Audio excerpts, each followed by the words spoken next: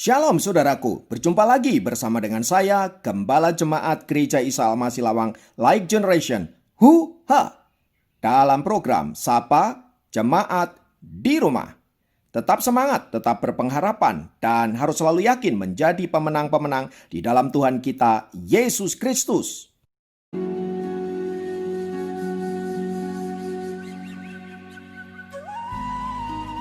Firman Tuhan kali ini saya ambil dari Ibrani pasal 10 ayat yang ke-25. Saya ulangi, Ibrani 10 ayat yang ke-25 berkata, "Janganlah kita menjauhkan diri dari pertemuan-pertemuan ibadah kita seperti dibiasakan oleh beberapa orang, tetapi marilah kita saling menasehati dan semakin giat melakukannya menjelang hari Tuhan yang mendekat." Haleluya. Nah, hari ini kita akan berbicara tentang kristal, Kristen Natal. Saudaraku, beberapa hari lagi kita akan menikmati momen Natal. Saat Natal tiba, saudara-saudara, selalu ada pemandangan yang menarik dari wajah gereja Tuhan di seluruh dunia. Hampir setiap perayaan Natal di gereja-gereja selalu dibanjiri oleh jemaat Tuhan. Kecuali mungkin tahun ini hal itu tidak akan pernah terjadi karena memang kita ada di dalam masa pandemi. Tapi pada umumnya setiap momen Natal, gereja selalu penuh dengan pengunjung. Padahal pada hari-hari biasa, gereja cenderung sepi dari pengunjung. Lalu dari mana datangnya pengunjung gereja yang membludak di momen Natal tersebut?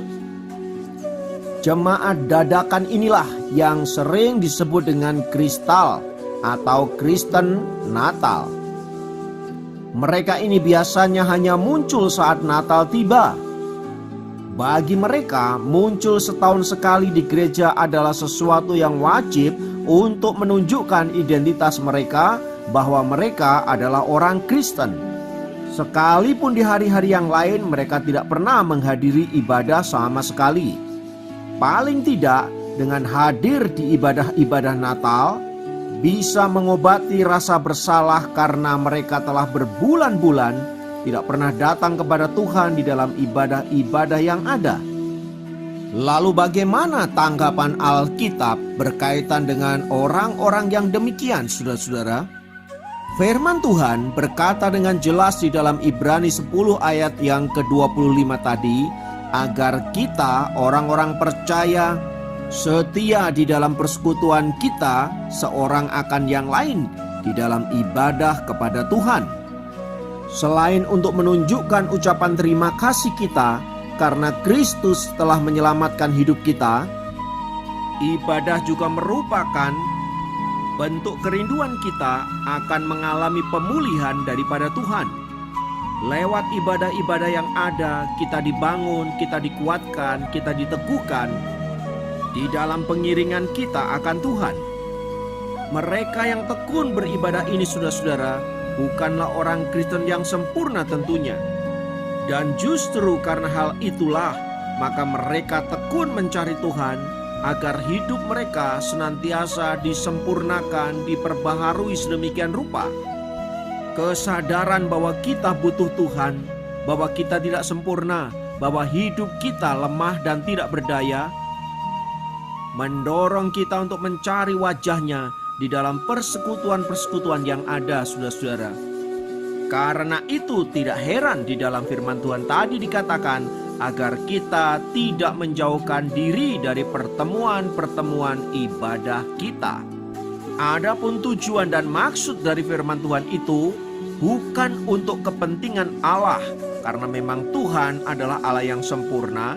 Dia tidak butuh pelayanan kita, Dia tidak butuh penyembahan kita, dan Dia juga tidak butuh orang-orang yang berbondong-bondong mencari Dia di dalam ibadah-ibadah yang ada. Dia adalah Allah yang sempurna, tidak membutuhkan semua itu. Justru kitalah yang membutuhkan Tuhan, maka kita datang di dalam ibadah-ibadah yang ada. agar kita menerima peneguhan, kekuatan, dan pertolongannya senantiasa. Karena memang hidup kita tidak sempurna, yang sewaktu-waktu kita bisa gagal mengiring akan Dia. Itulah sebabnya kita terus-menerus mencari Tuhan, agar saat kita lemah dikuatkan, agar saat kita putus asa diteguhkan, agar saat kita tidak berpengharapan boleh menerima pengharapan yang baru. Nah, orang-orang yang tekun mencari Tuhan tidak dijamin bahwa yang bersangkutan akan steril dari pelanggaran dan dosa. Namun paling tidak, dengan kita tekun mencari wajah Tuhan, maka kita sadar bahwa kita perlu Tuhan. Nah, saudaraku, orang yang tekun mencari Tuhan saja bisa sangat mungkin gagal di dalam hidupnya. Terlebih lagi mereka yang jauh dari hadapan Tuhan, sangat mungkin hidupnya resisten dari dosa. Dan orang yang demikian, saudara-saudara, adalah orang yang jiwanya tandus dan gersang. Hidupnya habis hanya untuk hal-hal duniawi saja. Karena itu lewat firman Tuhan kita diingatkan untuk senantiasa membangun persekutuan yang terus-menerus dengan Tuhan, dan semakin giat melakukannya menjelang hari Tuhan yang sudah mendekat. Biarlah Tuhan terus menguatkan kita, meneguhkan kita, sampai seluruh rencana Allah digenapi di dalam diri kita. Haleluya. Mari kita berdoa. Di dalam nama Tuhan Yesus, kiranya Allah sumber damai sejahtera senantiasa menguatkan kami dan meneguhkan kami dan menjadikan kami anak-anak Tuhan yang senantiasa dekat dengan Tuhan.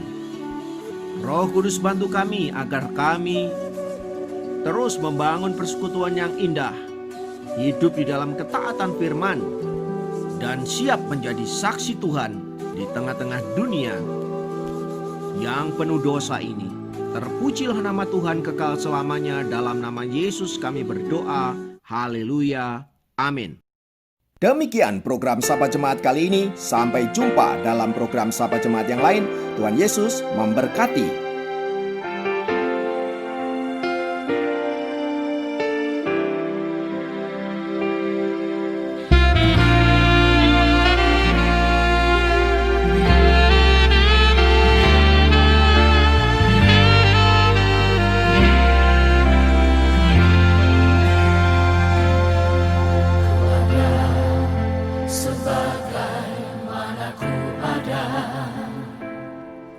Berdiri menghadap tatamu Bapa,